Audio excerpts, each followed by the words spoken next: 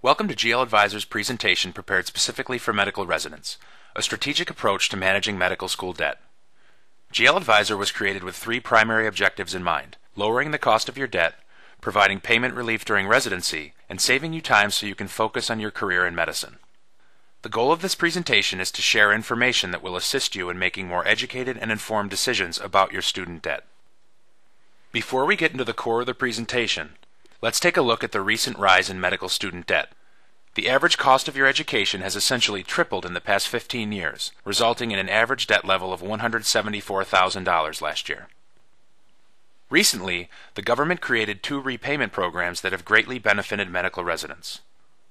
The first is income-based repayment, or IBR, which limits your monthly loan payment to 15% of your discretionary income and provides a subsidy to prevent additional interest from accruing on the subsidized portion of your loans while you are in IBR. You must qualify for the program each year, and the subsidy component is available for a maximum of 3 years. This slide shows how to calculate the reduced payment for IBR based on adjusted gross income, or AGI. Your AGI represents your total income after certain deductions, such as retirement savings account contributions. In this example, the medical resident has $174,000 in debt and an AGI of $42,500, which is lower than the resident's actual salary. This resident is single, and therefore 150% of the current poverty level is $16,335. These numbers may be different based on tax filing status, size of household, and state of residency, but in this example, the monthly payment is $327 per month. It is important to note that during the first 3 years of IBR, the government will pay the interest from your subsidized loans that is not covered by your reduced payment. We will look at a specific scenario to demonstrate the impact of this subsidy and how it can provide savings for medical residents. Now let's look at an example.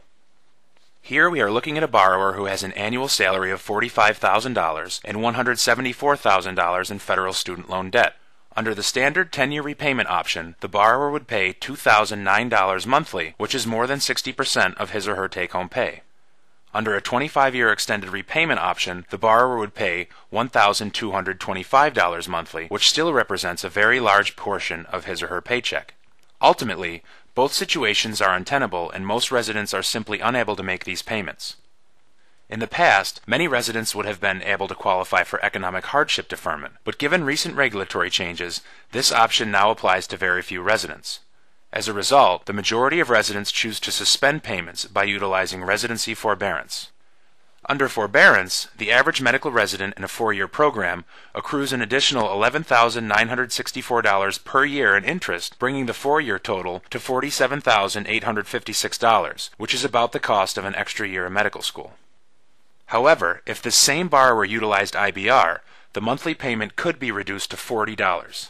Even though this resident's annual salary is $45,000, in her first year of residency, she only works for 6 months and has $3,000 in deductions, resulting in an AGI of $19,000, and thus a low IBR payment. In addition, in the first year the borrower is able to take advantage of the $2,245 subsidy. Now, instead of a total accrued cost of $47,856, the resident in this example is able to obtain over $6,000 in federal subsidies while maintaining a reasonable monthly payment during the residency period.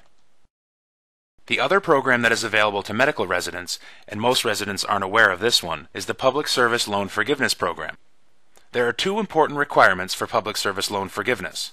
The first is the borrower must make 120 qualifying payments on a federal direct loan. In order to accomplish this, many borrowers will need to transfer certain loans to the direct loan program through a federal consolidation loan. The other requirement is that during repayment, the borrower must work for a public service entity as defined by the program. This includes federal, state, local, or nonprofit organizations. Since approximately 80% of hospitals are nonprofit institutions, a very large percentage of medical residents can make qualifying payments for public service loan forgiveness. Using the previous borrower example, let's take a look at the value of the Public Service Loan Forgiveness Program when used with income-based repayment. On this slide, the light blue represents the salary level, which is low with slight increases during the residency period. The dark blue represents the debt level, which also increases a bit during residency as interest accrues. At the end of the 10-year period, over $170,000 is forgiven. And since this is not a taxable event, the pre-tax equivalent of this savings is actually greater than $280,000. A residency longer than 4 years would increase the savings potential for this individual. Looking a little deeper at the value of these programs, this slide compares the total payment amounts based on a standard 10-year repayment plan versus the IBR plan with public service loan forgiveness. The dark blue represents the standard 10-year repayment plan for the $174,000 loan portfolio. However, as noted earlier, since most residents use forbearance, the standard payments would not begin until after residency, and the monthly payment would be closer to $2,500 per month due to accrued interest. It is important to note that once you're in the IBR program, you can remain in the program for the life of the loan, and regardless of your income, your monthly payment will never exceed the standard 10-year payment amount that is set when you enter IBR. In this example, the IBR payment starts out at $40 per month and increases as the salary level increases, but the payment amount never exceeds the initial standard repayment amount of $2,009. As you can see, the difference in the total amount paid under these 10-year repayment scenarios is dramatic, and the total amount paid to retire the debt in 10 years is reduced by more than 60%. As you can see, the proper utilization of these programs and other repayment strategies can have a significant impact on your financial position both during residency and beyond. Here is a high-level summary of activities that graduating students and residents must take into consideration as part of their repayment strategy. While this provides a good overview, everyone's situation will vary and analysis based on your circumstances is necessary to make the best decisions. This concludes GL Advisor's presentation for medical residents.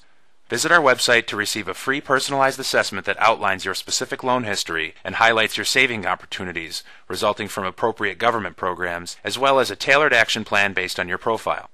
Thank you for viewing this presentation, and please contact us with any questions.